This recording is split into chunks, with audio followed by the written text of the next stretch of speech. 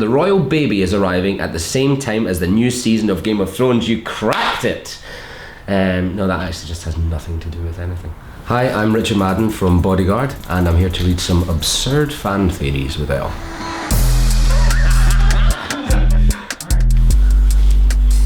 Julia will turn up alive in season 2 and pregnant, which would be great, but she's definitely very, very dead. David Budd gets married again and changes his name to Capulet. Julia, not Juliet, comes back from being secretly undead and they save the world together. Feel free to use Jed Mercurio. There's a lot of holes in this plot, but I mean, let's run with it. Let's see what Jed does. Bodyguard is brilliant, thank you very much, Roxanne Rees. I honestly have no idea what the hell is going on, and I'm usually the best detective there is. I don't know if not knowing what's going on makes something brilliant, but if it does, then, you know, my life's brilliant. Am I the only one watching Bodyguard on Netflix that saw clearly David didn't want nothing serious with Julia and still loved Vicky as the woman in his life? I did think he was a bit in love with Julia, to be fair. I mean, look, he's not a one-woman kind of guy. I'm going to need a season 2 of Bodyguard with Louise and David hooking up. I mean, top 3 reasons why I want Julia Montague alive in Bodyguard season 2. 1, I want to see more of her vulnerable side and what made her tick. 2, I'd like to know if she'd still be pursuing the PM post after the Prime Minister resigned. 3, hashtag Lavender Bud needs to happen. Thanks, Indigo. Finally finished Bodyguard. It's more than just at Richard Madden's hotness. It's also about terrorism, arms dealing, and women empowerment.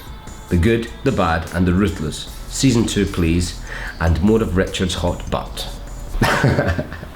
The estranged wife's boyfriend is the mob boss, which is one I quite like because we never know who he is or what he's doing, and I was always expecting this to be like another story there of who is her boyfriend.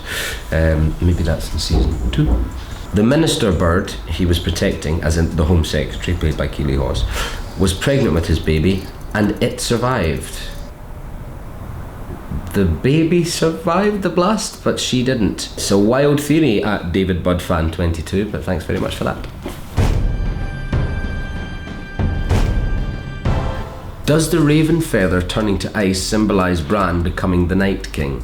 A yes, B no, C my head hurts. C my head hurts. I mean, I can't keep up with these theories, you guys. They're brilliant, but I just don't know what's going on anymore. Just realised Sansa must have commissioned the statue of Catelyn to be made in the crypt, because it wouldn't have been made when the Boltons had Winterfell, and that makes me emotional. We love a mother and daughter who love one another.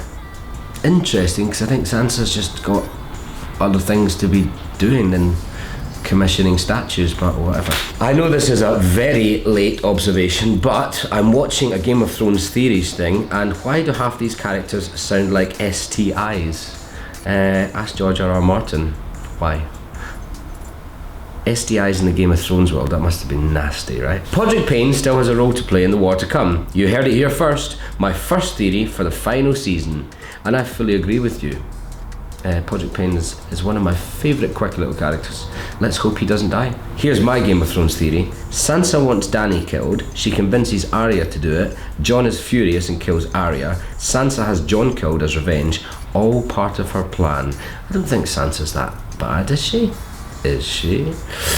Not one to fuel ridiculous theories, but the royal baby is arriving at the same time as the new season of Game of Thrones. You cracked it! No, that actually just has nothing to do with anything. Thanks for watching our absurd fan theories. You can see me in Bodyguard on Netflix, and also the Elton John film Rocketman, which will be out this summer. Don't forget to subscribe to Elle.